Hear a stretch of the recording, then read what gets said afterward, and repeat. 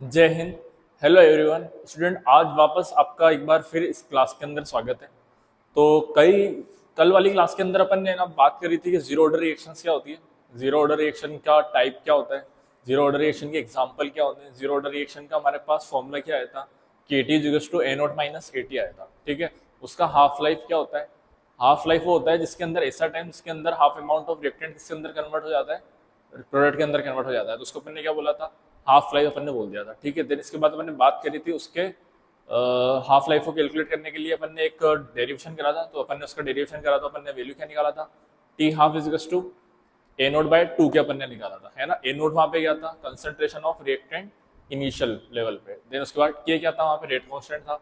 इसके बाद अपन ने इसके बात करी थी यूनिट ऑफ रेट कांस्टेंट की अपन ने बात करी थी। उसके बाद अपन ने लिखा था इसके ग्राफ्स कैसे बनाए थे अपन ने, वो भी देख लिया था। तो आज की क्लास के अंदर मैं आपके लिए लेकर आया हूँ फर्स्ट ऑर्डर रिएक्शन। और फर्स्ट ऑर्डर रिएक्शन क्या होती है इसके बारे में आज बात करने वाले हैं। तो मैंने वहां पे जब आपने जीरो ऑर्डर रिएक्शन लिखी होगी तो आपको मैंने लिखाया था ऐसी रिएक्शन जो कंसंट्रेशन ऑफ रिएक्टेंट के ऊपर डिपेंड करती है ना। तो रेट ऑफ रिएक्शन इसके ऊपर डिपेंड करता है, कंसंट्रेशन ऑफ रिएक्टेंट, तो उसको क्या बोला था जीरो ऑर्डर। तो फर्स्ट ऑर्डर रिएक्शन क्या होगी, जिसका ऑर्डर वन होगा और कंसंट्रेशन ऑफ रिएक्टेंट के ऊपर इसका रेट ऑफ रिएक्शन क्या होना चाहिए, डिपेंड करना चाहिए। तो ये हो जाता है हमारे पास इसकी डेफिनेशन, बिल्कुल बेसिक सी definition. Those reaction in which rate of reaction is dependent on concentration of reactant. सही है, तो ऐसा लिख सकता हूं मैं। तो इसके अंदर भी अपन बात करेंगे, इसका फॉर्मूला क्या बनाएंगे अपन, केटी वाला जो एक फॉर्मूला बनाया था वो हाफ लाइफ क्या होगा, इसका यूनिट क्या होगा और इसका रेट कांस्टेंट का यूनिट क्या होगा और इसके अलावा ग्राफ्स क्या होंगे। ठीक है, तो मैं स्टार्ट करता हूँ इसका एक डेरिवेशन। अब मुझे बताओ आर इज टू के ए की पावर वन लिख सकता हूँ मैं, क्योंकि इसका ऑर्डर क्या है, वन आ रहा है। तो मैं क्या लिख सकता हूँ यहाँ पे, वन लिख सकता हूँ। वहां पे मैंने लिखा था आर इज टू के ए की पावर जीरो लिखा था। क्या लिखा था, आर इज टू के ए टू द पावर जीरो लिखा था। अब मुझे एक बात बताना, तो मैं एक रिएक्शन मान लेता हूँ, लेट एक रिएक्शन मान लेते हैं, ए गिव्स बी, ऐसी कोई रिएक्शन ले लेते हैं। T is to zero time तो t is to t time पे अपन कोई कंसंट्रेशन मान लेते हैं। इसका कंसंट्रेशन होगा ए, इसका जीरो, ए माइनस एक्स और ये एक्स फॉर्म हो जाएगा। मैंने बोला इसका इनिशियल कंसंट्रेशन कितना था, ए था, तो इसका जीरो। जब हमारे पास रिएक्शन स्टार्ट ही नहीं हुई तो बी का वैल्यू कितनी रहेगी, जीरो रहेगी। इसमें से एक्स अमाउंट क्या हो गया, कम हो गया, डिक्रीज हो गया, तो इसका एक्स अमाउंट इंक्रीज भी हो जाएगा। जितना यहाँ पे एक्स खत्म हुआ होगा इतना एक्स उधर फॉर्म भी हो जाएगा। इधर जितना कंजप्शन हो रहा होगा उधर फॉर्मेशन हो रहा होगा। आई मेरी बात समझ में। अब अपन क्या करने वाले हैं, इसका रेट लिखने वाले हैं। तो रेट कैसे लिखेंगे अपन, r equals to minus d a by, क्या लिखेंगे, ए या d t minus d a by d t. और ये किसके इक्वल हो जाएगा, हमारे पास के ए के इक्वल हो जाएगा। सही है, आर इक्वल्स टू क्या लिखते हैं अपन, के यहाँ पे, और इसके लिए अपन रेट ऑफ रिएक्शन कैसे लिखेंगे, minus d a by d t और ये के। तो इसको अपन बोलते हैं डिफरेंशियल रेट इक्वेशन।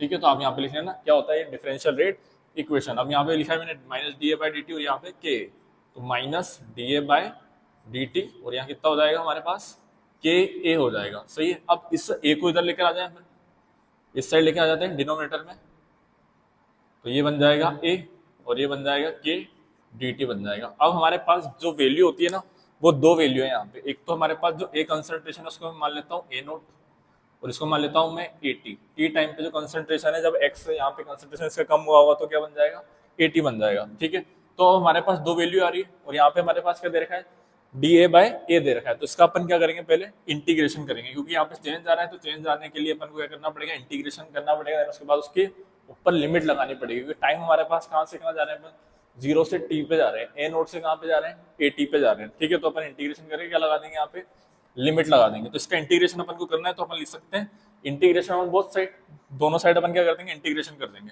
तो इंटीग्रेशन करने के बाद अपन क्या लगा देंगे, यहाँ पे लिमिट लगा देंगे। तो इसका इंटीग्रेशन करना है और लिमिट ए नोट से ए टी, है ना, इनिशियल लिमिट और ये फाइनल लिमिट। ठीक है, और यहाँ पे अपन इसका क्या कर देंगे, इंटीग्रेशन कर देंगे, t equals to t, zero से t equals to t. D t का इंटीग्रेशन होगा कि यहाँ पे क्या है, रेट कांस्टेंट है, तो उसका तो इंटीग्रेशन करने ही नहीं वाले अपन। तो अब हमारे पास क्या बन जाएगा, माइनस डी ए बाई ए क्या बन जाता है, माइनस एल एन बेस ई। ठीक है, और क्या बन जाएगा, ये ए बन जाएगा। ठीक है, इसके अंदर लिमिट लगानी है अपन को, कहाँ से कहाँ तक, ए नोट से लेके कहाँ तक, ए टी तक अपन को यहाँ पे लिमिट लगानी है। और ये किसके इक्वल हो जाएगा, के टी के इक्वल हो जाएगा। के टी के इक्वल क्यों हो जाएगा, क्योंकि यहाँ पे अपर लिमिट लगा दी अपन ने, लोअर लिमिट से तो जीरो हो जाएगा। अब यहाँ पे अपन को वैल्यू पुट करनी है, तो क्या लिख सकता हूँ मैं यहाँ पे वैल्यू, क्या वैल्यू लिख दूं मैं, यहाँ पे माइनस है यहाँ पे और ये 80 है, तो ये माइनस हमारे पास क्या हो जाएगा, अपर लिमिट माइनस में और लोअर लिमिट इसमें हो जाएगी प्लस में हो जाएगी। तो मैं क्या लिख सकता हूँ यहाँ पे, एल एन बेस ई ये बन जाएगा हमारे पास a note minus l n base e, और ये बन जाएगा a t equals to k t. ऐसा लिख सकता हूँ क्या? यहाँ पे मैं एल एन या लॉग की प्रॉपर्टी लगा सकता हूँ, l n base e a minus l n base e b लगा सकता हूँ, तो l n a by b बन जाएगा। तो क्या लिख दूँ मैं? एल एन बेस ई और ये ए नोट बाय ए टी, ऐसा लिख सकता हूँ। ये किसके इक्वल हो जाएगा? के टी के इक्वल हो जाएगा। अब मैं क्या कर सकता हूँ इसको, l n a naught by a t को इस साइड ले जाऊँगा, तो क्या लिख सकता हूँ? एल एन बेस ई और ये बन गया हमारे पास ए नोट, और ये हमारे पास क्या बन जाएगा? इसको ऐसा ना लिख के मैं ऐसा लिख देता हूँ, इस एल एन को इधर लेके चला जाता हूँ मैं, है ना, इस एल एन को इधर लेके चला जाता हूँ। तो ये एल एन के पास बेस ई था ना, ये क्या करेगा? इसके जो के टी होगा इसको क्या ले जाएगा? पावर के ऊपर ले जाएगा। तो क्या लिख सकता हूँ? A not divide by a t, तो ये क्या लिख सकता हूँ? E to the power k t, ऐसा। अब इस ए टी को इधर ले जाता हूँ और e to the power k t को इधर लेकर आता हूँ मैं, तो a t is to e to the power k t और ये ए नोट, ऐसा लिख दूँ, सही है। अब मैं इसको अगर नीचे लेकर आया, तो अब अगर उसके ऊपर लेके मैं ले जा रहा हूँ इसको, चलो मैं इसको फुल स्टेप में लिख देता हूँ, ए to the power k T. अब मैं इसको अगर ऊपर ले जाऊँ तो पावर क्या बन जाएगी? नेगेटिव बन जाएगी, तो ई टू द पावर माइनस के टी और ये ए नोट। इस इक्वेशन को अपन बोलते हैं विल हेल्मी इक्वेशन, है ना। तो आप लिखना चाहो तो लिख सकते हो, कौन सी इक्वेशन बोलते हैं इसको अपन? विल हेल्मी इक्वेशन, विल हेल्मी इक्वेशन इसको अपन बोलने वाले हैं, सही है। और हमारे पास यहाँ पे इस वाली इक्वेशन को अपन बोल देंगे कौन सी इक्वेशन? इसको तो फर्स्ट, इसको सेकंड और इसको थर्ड, ठीक है। इसके बाद आ जाता हूँ मैं बाई इक्वेशन 2। अब हमारे पास जो एल एन बेस ई होता है ना, इसको अपन किस में चेंज करेंगे? लॉग बेस 10 के अंदर कन्वर्ट कर देंगे। तो लॉग बेस 10 के अंदर कन्वर्ट करना हो तो अपन क्या कर देते हैं? 2.303 से मल्टीप्लाई कर देंगे, तो किस में आ जाएगा? ये लॉग बेस 10 में आ जाएगा। तो k t is to l n है तो किस में कर दो मल्टीप्लाई इसको? 2.303 से लॉग बेस 10 और यहाँ पे ए नोट और यहाँ पे ए टी बन जाएगा। आई क्या बात समझ में? तो ये हमारे पास एक तो फॉर्मूला आ गया, ठीक है। और मैं इसको कैसे लिख सकता हूँ? और कैसे लिख सकता हूँ? क्योंकि हमारे पास ए नोट की वैल्यू क्या है? ए है, और ए टी की वैल्यू यहाँ पे क्या आ रही है? ए माइनस एक्स। तो एक फॉर्मूला और मैं यहाँ पे बना सकता हूँ, k t is to 2.303 log base 10 a divide by a minus x, ये भी लिख सकता हूँ। तो दो हमारे पास फॉर्मूले हैं जिनको अपन न्यूमेरिकल्स में यूज लेने वाले हैं, है ना। तो कहाँ पे अपन यूज में लेंगे इसको? जब हमारे पास फर्स्ट ऑर्डर काइनेटिक्स का क्या आ रहा हूँ, न्यूमेरिकल आ रहा हूँ, ठीक है। तो ये हमारे पास दो फॉर्मूले अपन को याद रखने पड़ेंगे, और इसको अपन क्या बोलते हैं? Integrated rate equation. क्या बोलते हैं इसको? इंटीग्रेटेड। इसको बोलते हैं अपन डिफरेंशियल रेट इक्वेशन। आई क्या बात समझ में? अब मैं यहाँ पे बात करूंगा हाफ लाइफ की। तो हाफ लाइफ की डेफिनेशन मुझे लगता है मेरी क्लास के स्टूडेंट को तो पता ही होगा, हाफ लाइफ क्या होता है ना। ऐसा टाइम जिसके अंदर हाफ अमाउंट ऑफ रिएक्टेंट किसके अंदर कन्वर्ट हो जाता है? प्रोडक्ट के अंदर, है ना। Time in which half amount of reactant is converted into product is called half life, ठीक है। ये सबको पता ही है। तो अब मुझे एक बात बताओ कि मैं मान लेता हूँ इनिशियल कंसंट्रेशन हमारा कितना रहा होगा? Initial concentration of reactant, initial concentration of reactant कितना है हमारे पास? ए नोट, ये मैंने कंसिडर करा था, और ये फाइनल कंसंट्रेशन ऑफ रिएक्टेंट हमारे पास कितना आया था? 80 आया था। अब मुझे बताओ कि हाफ अमाउंट अगर कन्वर्ट हो गया किसके अंदर? रिएक्टेंट के अंदर, तो रिमेनिंग अमाउंट कितना बचेगा?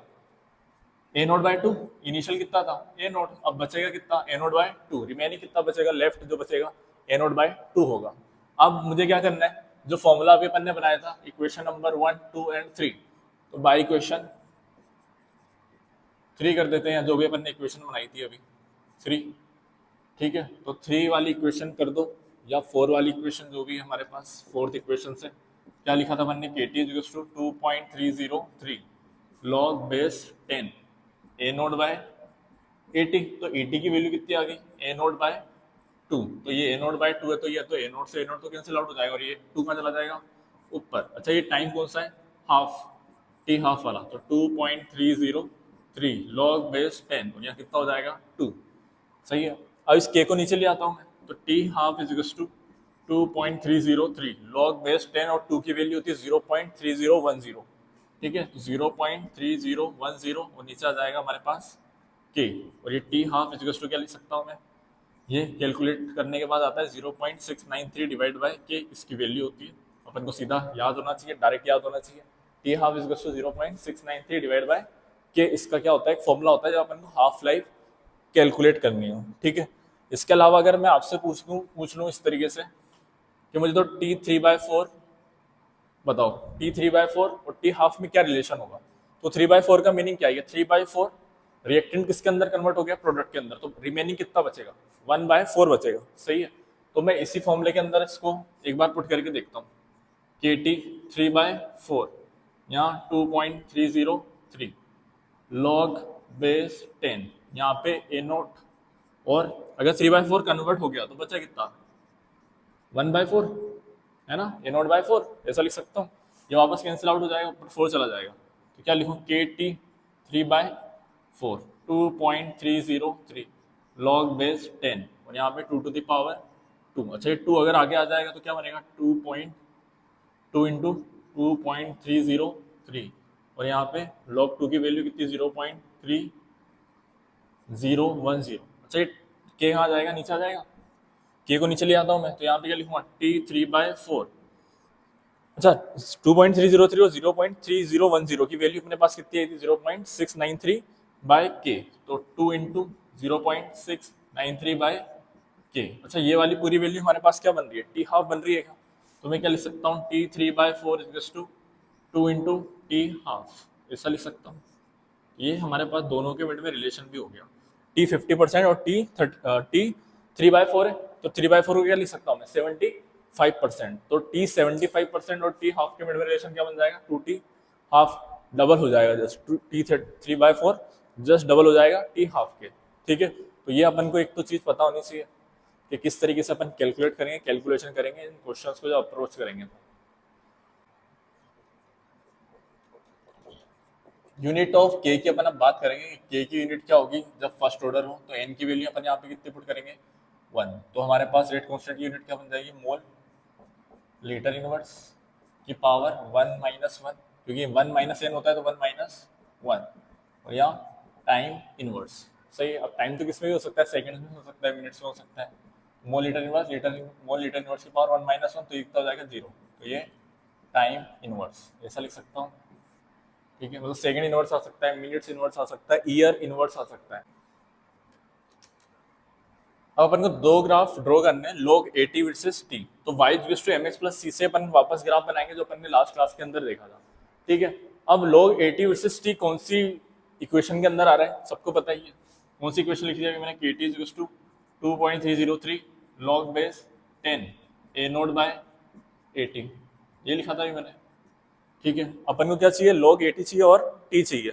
ठीक है, तो मुझे ये वाली टर्म चाहिए, तो क्या करते हैं अपन, इसको ओपन करते हैं, log KT = 2.303 log base 10 A0 - log base 10 और ये 80, ऐसा। तो इसको अब इधर लेके आओ और इसको इधर लेके चले जाओ, सही है ना। तो क्या लिखोगे, log बेस 10 और 80, क्योंकि अपन ने देखा था y = mx + c में जो हमारे पास इस साइड होता है वो क्या बनता है हमेशा y, और इस साइड जो होता है वो क्या बनता है x, तो इसको उसी फॉर्म में लेकर अपन को आना है। तो यहाँ पे क्या लिखूंगा मैं, -KT, और क्या लिख सकता हूँ, या फिर इसको ऐसा लिखना पहले तो, क्योंकि ये 2.303 क्या हो रहा है अंदर, मल्टीप्लाई भी हो रहा है, तो हमारे पास क्या बनेगा, ये इसको इसके नीचे भेज दे। ठीक है, इसको नीचे भेज देते हैं तो ये क्या बन जाएगा, 2.303। ठीक, अब ये क्या बन जाएगा, प्लस log बेस 10 और ये A0। अब ये बन गया हमारे पास y, ये t बन जाएगा हमारे पास x, ये पूरा बन जाएगा m इसका स्लोप, और ये बन जाएगा c, है ना, ये क्या बन जाएगा, m बन जाएगा। तो ग्राफ कैसे बनाएंगे अपन, जो आ रहा है लेफ्ट साइड, जो आ रहा है लेफ्ट साइड उसको तो कहाँ ले लो, log ये 80 और ये t, ऐसा वाला ग्राफ। ठीक, अब हमारे पास जो स्लोप आ रहा है ना वो आ रहा है नेगेटिव, तो नेगेटिव आ रहा है तो हमारे पास अब से डाउन की तरफ आना चाहिए लाइन, है ना। इसके अलावा टी आ गया, स्लोप नेगेटिव आ गया, और इंटरसेप्ट ऑन वाई एक्सिस क्या बन जाएगा, log बेस 10 और ये A0 बन जाएगा। आई क्या मेरी बात समझ में सबको, आई होप सबको बात समझ में आ गई होगी। अब मुझे किसके मिड में ग्राफ ड्रॉ करना है, log A0/AT वर्सेस T। अब मेरे पास ये ना log A0/AT वर्सेस T, ये वाला ग्राफ है ना, तो मैं क्या करता हूँ 2.303 को इधर लेकर आ जाता हूँ, तो क्या बन जाएगा, log बेस 10 A0/AT। ठीक है, और क्या लिखूंगा मैं यहाँ, KT / 2.303, ये T तो क्या बन जाएगा, X बन जाएगा, ये Y बन जाएगा, और ये K/2.303 इसका स्लोप बन जाएगा। ठीक है, और यहाँ पे कुछ है नहीं इंटरसेप्ट, तो जीरो हो जाएगा वो। ठीक है, तो कैसे ग्राफ ड्रॉ करूँ, लॉग बेस 10 या ए नोट बाय 80 ऐसा, और ये क्या बन जाएगा, टी बन जाएगा। तो इसको कहाँ से पास करना पड़ेगा, ओरिजिन से, क्योंकि इंटरसेप्ट नहीं है तो वो वाला ग्राफ कहाँ से पास होता है, ओरिजिन से पास होता है। इसका स्लोप क्या बन जाएगा अपने पास, एम इज टू के बाय 2.303, ये इसका क्या बन जाएगा हमारे पास, स्लोप बन जाएगा। आई मेरे पास समझ में। अब मुझे ग्राफ ड्रॉ करना है थर्ड, रेट वर्सेस कंसंट्रेशन और T half versus A note. सही है, तो रेट और कंसंट्रेशन क्या था हमारे पास, आर इक्वल्स टू के, और इस तरीके से अपन ने लिखा था। ठीक है, तो रेट किसके ऊपर डिपेंड कर रहा है, कंसंट्रेशन के ऊपर डिपेंड कर रहा है। आई बात समझ में। तो इस तरीके से क्या करना पड़ेगा, लिखना पड़ेगा, रेट है तो यहाँ पे आर लिख दो, और इधर कंसंट्रेशन है तो यहाँ पे ए लिख दो। अब हमारे पास r y equals to m x plus c बन जाएगा, तो ये वाई बन रहा है, ये एम बन रहा है, ये एक्स बन रहा है, प्लस सी, जीरो है वो। तो ग्राफ कहाँ से पास कर देंगे अपन, ओरिजिन से पास कर देंगे, और ये एम क्या बन जाएगा इसका, क्या बन जाएगा, t half is equals to a naught. तो टी हाफ का भी फॉर्मूला लिखा था मैंने 0.693 डिवाइड बाय के, ये लिखा था। तो अब क्या करना है अपन को, ए नोट और टी हाफ के मिड में ग्राफ ड्रॉ करना है। अब मुझे एक बात बताओ, क्या हमारे पास ए नोट आ रहा है क्या इस फॉर्मूले के अंदर, 0.693 डिवाइड बाय के, यहाँ पे तो कंसंट्रेशन के ऊपर डिपेंड करता ही नहीं, इनिशियल कंसंट्रेशन के ऊपर। तो हमारे पास लाइन कैसे आनी चाहिए, इस तरीके से आनी चाहिए, क्योंकि यहाँ पे जो हमारे पास जीरो है ना, वही क्या बन जाएगा, कंसंट्रेशन बन जाएगा। ठीक है, और ये हमारे पास क्या है, इसका intercept on y axis 0.693 divide by k, ये इसका इंटरसेप्ट ऑन वाई एक्सिस बन जाएगा, सी बन जाएगा। और रेट हमारे पास देखो ना, मतलब टी हाफ कैसा आ रहा है, कॉन्स्टेंट आ रहा है, मतलब आपने क्या कर दिया, टी हाफ कैसा रहेगा, कांस्टेंट रहेगा, ए नोट के ऊपर डिपेंड करेगा नहीं, एकदम स्ट्रेट लाइन आ रही है, तो ये क्या हो जाएगा, डिपेंड नहीं करने वाला है। ठीक, अब हम आ जाते हैं न्यूमेरिकल्स के ऊपर, कि न्यूमेरिकल कैसे पूछ सकता है अपन से, find the value of T 15/16 और टी 7/8, है ना, इनका रेशो अपन को बताना है। तो रेशो अगर अपन को बताना है तो टी 15/16 होता क्या है, पहले तो अपन ये देखते हैं, है ना, टी 7/8 होता क्या है। तो आज मैं तुमको जेएचसी दूंगा इसका, जरा हटके कॉन्सेप्ट, और जरा हटके कॉन्सेप्ट क्या होता है, देखो अगर मैंने लिखा था टी 3/4, तो इसको मैंने क्या लिखा था 2, और यहाँ टी हाफ लिखा था। ठीक है, ऐसा लिखा था। और टी 7/8 लिखूँ मैं तो क्या लिखूंगा इसको, 3t हाफ। टी 15/16 लिखूंगा तो क्या बनेगा, 4t हाफ, ऐसा। और टी 31/32 लिखूंगा तो वो लिखेंगे अपन 5t हाफ। ठीक है, यहाँ पे जो नंबर लिखा होता है ना, उसका मतलब अपन क्या लिख सकते हैं, 2 की पावर 2। तो 2 की पावर 2 करते हैं तो पावर कितनी आ रही है, 2 आ रही है, तो हमारे पास 4 बन जाता है। तो पावर जो आ रही है वो इस टी हाफ से मल्टीप्लाई कर दो, हाफ लाइफ से मल्टीप्लाई कर दो। 8 आ रहा है तो 2 टू द पावर 3, तो यहाँ पे 3 लिख दो, टी हाफ हो जाएगा। 16 लिखा है तो 2 टू द पावर 4, तो यहाँ 4 लिख दो, टी हाफ बन जाएगा। 32 2 टू द पावर 5, और ये टी हाफ बन जाएगा। आई क्या मेरी बात समझ में। जब आप क्वेश्चन या न्यूमेरिकल सोल्व करोगे ना, तो आप बार बार रिलेशन नहीं निकालोगे कि टी 3/4 और टी हाफ में रिलेशन क्या है, 31/32 के अंदर क्या रिलेशन आता है। तो अपन को ये जेएचसी याद होना चाहिए कि जेएचसी क्या है, ये जेएचसी इसका। इससे आप जितने भी न्यूमेरिकल्स होंगे उसमें सही अप्रोच लगा के अपना आंसर निकाल सकते हो। टी 15/16 और टी 7/8 क्या निकलेगा इनका रेशो, हो रहा आंसर यहाँ से निकालेंगे। ये क्या हो गया, 4t half divide by T 7/8 है तो कितना, 3t हाफ। ये टी हाफ से टी हाफ चला जाएगा, 4/3 इसका आंसर है। ये था अपना एक लाइन के अंदर आंसर, जो अपन इस तरीके से बता सकते हैं। अपन को कोई रिलेशन बार बार कैलकुलेट करने की, निकालने की कोई जरूरत है ही नहीं इस क्वेश्चन के अंदर। ठीक है,